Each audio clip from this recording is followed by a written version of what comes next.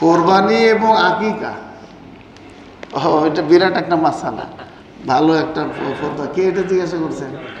খুব ভালো কথা, মাশাআল্লাহ। এটা কোরবানি এবং আকিকা, কোরবানি আলাদা একটা বিধান আর আকিকা হলো আলাদা একটা বিধান। একটার সাথে আর একটার কি নাই, সম্পর্ক নাই, তবে দুইটাই ইবাদত, দোনোটাই কি ইবাদত, দুইটাই ইবাদত। ওটা হলো সন্তান জন্মগ্রহণ করার উপলক্ষে হলো আকিকা করা। কত তারিখে আকিকা করতে হয়? 7ম দিনে।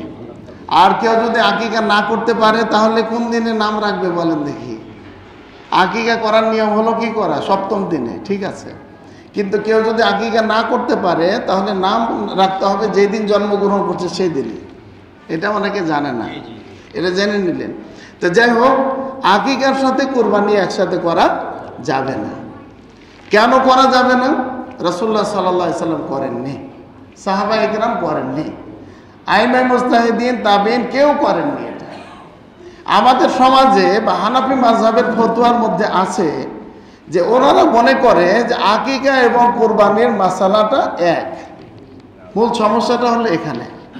আমরা আপনাদেরকে বলেছি যে মাসাইলুল উযহিয়া মাসাইলুল আকিকা আলাদা আলাদা। আর হানাফি ভাইরা ওনারা মনে করেন যে কোরবানির মাসালা এবং আকিকার মাসালা এক। এই জন্য তারা কোরবানির সাথে আকিকা করে থাকে, আকিকা করে থাকে। এটার কোনো দলিল নাই, এটার কি নাই, দলিল নাই। তাছাড়া কোরবানি করতে হয় কয়েক প্রাণী দিয়ে, পারবেন কত? উট পারবেন, গরু পারবেন, তারপরে ছাগল, ভেড়া, দুম্বা তো আছে। আর আকিকা আপনি কি গরু আকিকা দিতে পারবেন? উট আকিকা দিতে পারবেন?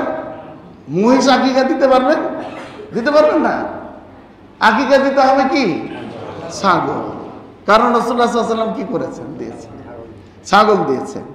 এই হিসেবে এই গরুর সাথে গরুর একটা ভাগ, দুইটা ভাগ ওই কোরবানির সাথে আলাদা করে আকিকা দিয়ে দিল, এটা কোরআন এবং সুন্নাহর আদলে এটা চলে না। অতএব আমরা যারা এটা শুনলাম অন্যদেরকে বলবো ইনশাআল্লাহ যে আকিকা কোরবানি এক না, দুই মাসালা। এই হিসেবে আর গরুতে আকিকা চলে না, কোরবানিতেও কি উটেও আকিকা চলে না।